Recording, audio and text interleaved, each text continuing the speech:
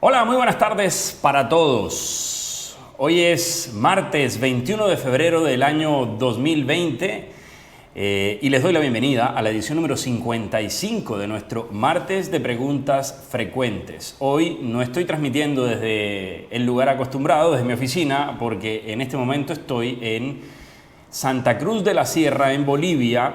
Fui invitado por la UPSA, la Universidad Privada de Santa Cruz de la Sierra, para entrenar a 30 directivos de marketing de la ciudad sobre marketing digital. Entonces toda la semana voy a estar aquí en Santa Cruz de la Sierra, pero eso no impide que acuda a la cita que tenemos todos los martes a la 1 de la tarde, hora colombiana. En Bolivia son las 2 de la tarde, pero en Colombia, que es la hora en la que me comprometo con tener este martes de preguntas frecuentes al aire, ya es la 1 de la tarde. Entonces, aquí estoy. Yo soy Carlos de la Osa, esto es de laosa.co y esto que están viendo son los martes de preguntas frecuentes. Cada martes nos conectamos a través de Instagram y a través de Facebook para responder una pregunta recurrente sobre marketing digital. Sobre todo lo que tenga que ver con el mundo digital, analítica, redes sociales, sitio web, en fin, lo que se les ocurra que tenga que ver con el mundo digital, pueden enviar su pregunta y nosotros la respondemos. La vamos respondiendo una a una cada martes a la 1 de la tarde, hora colombiana. A propósito, vuelvo y los invito porque el 1 de enero estrenamos nuevo sitio web de laosa.co. Está bien bueno, mucho más ordenado, mucho más simple de navegar, mucho más adaptado para dispositivos móviles, y ahí tenemos en el sitio web un espacio, hacen clic en videos y en la parte de abajo hay un botón que abre la posibilidad para que me formulen una pregunta directamente a los martes de preguntas frecuentes. Muy bien, la pregunta que voy a responder el día de hoy me la formuló Emma García. Emma García me contó que trabaja en una empresa de tecnología. Específicamente me dijo que trabajaba en una empresa que se dedicaba a temas de infraestructura y de seguridad informática y que ella hace parte del equipo de implementación. La empresa está en Bogotá y ella vive en Bogotá. Y me contó que vienen discutiendo mucho con el equipo sobre cuáles son las tendencias, que ellos han identificado muy bien cuáles son las tendencias desde el punto de vista tecnológico, pero le interesaba a ella conocer mi opinión sobre cuáles considero que son las tendencias digitales más importantes para el 2020 desde la perspectiva del marketing. Y esa es la pregunta que voy a responder el día de hoy en el martes de preguntas frecuentes. Repito, no estoy desde el lugar acostumbrado, estoy en Bolivia, pero aquí estoy. Espero que la conexión sea estable. No sé si en algún momento sufre la conexión, porque la estabilidad de la conexión en el hotel no es que sea fantástica, pero creo que está funcionando bien. Entonces, si en algún momento sufre, pues me avisan por los chats de Facebook o de Instagram. Muy bien, hablar de tendencias, vamos a responder ya la pregunta. Hablar de tendencias tiene que ver mucho con observación, tiene que ver mucho con analítica también, con la revisión de lo que está pasando con los indicadores métricos, pero también tiene mucho que ver con especulación, porque en el mundo digital la veleta es bastante volátil, como su nombre lo indica. La veleta de las tendencias cambian rápidamente porque aparece una nueva tecnología, porque aparece una plataforma que empieza a dominar el mercado, porque aparece una nueva red social, porque la gente empieza a comportarse de otra forma. Entonces es realmente difícil y especulativo hablar sobre tendencias digitales, pero hice el ejercicio, revisé los datos de analítica de muchos clientes, de muchas empresas que asesoro, revisé lo que está pasando en las redes sociales la última semana, a lo largo de los primeros días del año, y identifiqué, yo veo la lista, 8 cosas que son importantes desde el punto de vista del marketing relacionado con el tema digital, para hablar de lo que yo considero que van a ser tendencias fuertes. Algunas son ya reconocidas, que siguen creciendo y que siguen avanzando. Otras me parece que van a tener un buen año, que no lo han tenido hasta este momento, pero que van a tener un buen año en el 2020. Muy bien, otra cosa que me parece importante también, y es que muchas veces nosotros nos dejamos guiar por el concepto tendencia y nos metemos en esa globalidad y analizamos las tendencias globales que en muchos casos no nos pegan a nosotros en Latinoamérica y en Colombia. por temas de infraestructura, por temas de apropiación, por temas de, en fin, de mercado también. Entonces, traté de situarme en Colombia para no hablar de una cosa que, en Latinoamérica incluso, para no hablar de una cosa que no tenga ninguna relevancia para nosotros o que estemos lejanos de ella todavía. Entonces vamos a hablar de esas tendencias. La primera tendencia es una tendencia repetitiva que lleva 5 años avanzando y que lleva 5 años sobre la que se ha discutido en los últimos 5 años, y es el tema del contenido. Y yo la quise meter aquí porque lo que percibo es que todo el mundo habla de contenido, mucha gente habla de contenido, pero poca gente se lo toma en serio. Mucha gente habla de la importancia del contenido, de que el contenido es el rey, de que el contenido hay que aportar valor y contenido, pero son muy pocas las empresas, de verdad, que se toman en serio el contenido desde 3 perspectivas para mí. El contenido que enseñe algo, el contenido que entretenga a la audiencia y el contenido que conecte con la audiencia. Yo considero que en el 2020 el contenido va a ser cada vez más importante. No en el 2020, 21, 22, 23, 24, 25. El contenido va a cobrar más relevancia porque los periodos de atención, los tiempos de atención de las audiencias son cada vez más cortos. Entonces hay que trabajar más en contenidos, en los negocios, para poder crear relaciones con las audiencias y con las comunidades. Por lo tanto, la pongo como la primera. La tendencia hacia el contenido sigue siendo importante. Contenido que aporte valor, pero tómenselo en serio. No repitan esto como un loro de contenido que aporte valor. No, contenido de verdad que enseñe a la audiencia, o contenido que entretenga a la audiencia, o contenido que conecte con la audiencia. Esa para mí es la primera tendencia. Ni siquiera voy a hablar de temáticas, de formatos, ni de nada. Concentrarse en esas 3 palabras: enseñar, entretener, conectar a través del contenido. La segunda tendencia que yo identifico la quise llamar el concepto live, en vivo, streaming, contenido efímero. Esto que estamos haciendo en este momento es una tendencia inocultable hoy en día en el mundo digital. La gente, digamos, el periodo de tiempo en el que se mantiene con vida un contenido es cada vez más corto en las redes sociales. Esas publicaciones que duraban días, horas, semanas, ya pasaron a la historia. Hoy la gente y la comunidad y los clientes y los consumidores y los usuarios están muchísimo más conectados con contenidos efímeros, con contenidos en tiempo real, con lives. Es la realidad y es difícil de ocultar hoy en día. Entonces las empresas van a tener que tomarse eso en serio. Tomarse en serio las transmisiones en vivo, tomarse en serio las historias de Instagram, las historias de Facebook, las historias a través de WhatsApp, tomarse en serio, si usan Twitter, el involucramiento con la comunidad, con las temáticas que están sucediendo en ese momento. Lo en vivo, lo efímero, para profundizar en la tendencia de lo que les acabo de hablar, de los contenidos que enseñen, entretengan y conecten, es el formato más apropiado en el 2020. Es el formato que mayores o que mejores resultados va a traer a las organizaciones, y esa es la segunda tendencia. La tercera tendencia la titulé microinfluencers. Hay una enorme discusión en el mundo del marketing sobre el tema de influencers, y digamos que la opinión que yo tengo al respecto es que las marcas necesitan conectarse más con influenciadores reales. Esos influenciadores, macroinfluenciadores, llamémoslo para no usar ningún término, sino macroinfluenciadores, esas personas que tienen grandes audiencias, no es que pasen de moda ni que no sean útiles, es que se vuelven ineficientes. La inversión versus el resultado no es comparable con un microinfluenciador. Las marcas necesitan influenciadores que de verdad representen a una comunidad, se conecten con una comunidad. La era del alcance dejó de ser eficiente en los últimos años y las compañías tienen que concentrarse ahora con la era de la conversión, la era de la consideración, la era del impacto real y de la interacción. Entonces no es llegarle a mucha gente, es llegarle a gente, yo lo llamo influenciadores reales, personas que tienen audiencias pequeñas pero que de verdad conectan con esas audiencias, que de verdad lideran esas comunidades.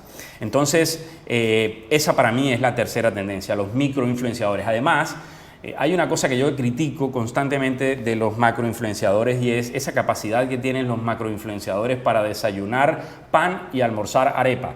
Es decir, para levantarse en la mañana consumiendo una marca y en la tarde ya estar proponiendo otra marca. Eso es realmente nocivo para las organizaciones. Entonces, hay que buscar esos influenciadores que no salten tanto de negocio, que no estén hoy anunciándote a ti, mañana estén anunciando tu competencia, porque eso, digamos que afecta el desarrollo en marketing de tu marca. Entonces, esa es la tercera tendencia, la tendencia a los microinfluenciadores, personas que independientemente de la audiencia que tengan, de verdad conecten con la comunidad. El cuarto es el podcast. El podcast como formato para transmitir contenido. Ya hablamos del contenido que enseñe, entretenga y conecte. Bueno, hay una gran ola que está dirigiendo a la creación de esos contenidos a través del formato podcast, del formato audio. Va a crecer, va a seguir creciendo. La gente ha entendido que es mucho más divertido crear tu propio menú de contenidos. Y ese menú de contenidos, esa creación del menú de contenidos, el podcast se adapta perfectamente. Entonces, las compañías y los marketeros tienen que empezar a consumir eso. Digamos, el primer paso para crear un gran podcast en las organizaciones es consumir podcast, que su equipo consuma podcast, que desarrollen formatos atractivos, que desarrollen contenidos y que los lleven al audio y que los lleven a las plataformas que están liderando el tema podcast. ¿Cuáles son esas plataformas? Pues Spotify, iTunes, en fin, hay muchas plataformas sobre las cuales, pero eso podría ser tema de otro martes de preguntas frecuentes. ¿En qué plataformas publicar mi podcast? Pero el podcast como formato, el podcast como herramienta para comunicación, para conectar con las audiencias, si tuvo un buen 2019, su 2020 va a ser magnífico, considero, porque noto lo que viene pasando con el consumo de podcast en mí y en mi entorno y en los marketeros. He visto cifras que ha revelado Spotify y que ha revelado iTunes de consumo de podcast en Colombia y en Latinoamérica, y el tema viene increciendo, la verdad. El quinto tiene que ver con este tema de audio y es el tema de la búsqueda por voz y de los asistentes virtuales, de los asistentes como Alexa o como Siri, esos asistentes que se activan por voz. El tema de la voz va cobrando relevancia fuerte, primero porque los algoritmos de escucha han mejorado, segundo porque la voz es el mecanismo natural para comunicarnos que tenemos los humanos. No es que el teclado y el mouse no sean naturales, pero es mucho más natural la voz. Entonces va a ser mucho más fácil para el usuario interactuar con un dispositivo a través de la voz que a través de un teclado o a través de un mouse. Es mucho más rápido, además, mucho más eficiente la comunicación a través de la voz. Y eso va a hacer que se despliegue todo un ecosistema de herramientas, de acciones alrededor de la voz. Por ejemplo, la optimización para motores de búsqueda, el SEO tiene que ser más pensado desde la voz, desde que la gente va a empezar a buscar en Google usando la voz. Los contenidos igual, los textos que se escriben en los blogs, todo va a tener que ser pensado con ese ascenso de los asistentes virtuales y de las búsquedas por voz, hablado desde el dispositivo móvil. Entonces, eso lo considero yo que es la quinta tendencia de las 8 que les voy a contar el día de hoy. La sexta es yo la llamé, es un nombre que me inventé yo, pero que es fácil de comunicar, la analítica para segmentar. En este tema, yo vengo discutiendo con mi equipo hace mucho rato que el tema del retargeting o del remarketing, como ustedes prefieran llamarlo, le hace falta una pata, porque muchas veces, digamos, a nosotros nos han vendido las plataformas que el tema publicitario se hace más eficiente en el momento en el que yo dirijo mis campañas a través del embudo de conversión a las personas que visitan mi sitio web, y que eso hace que la inversión sea más eficiente. Yo lo he dicho y considero que es así, pero también hay ineficiencia ahí, porque muchas veces la gente por error hace clic en un anuncio, por error o por confusión o porque no es claro el anuncio, hace clic en el anuncio, va a tu sitio web y después arrancas un esfuerzo de retargeting en una persona que no está interesada realmente en tu producto o en tu servicio.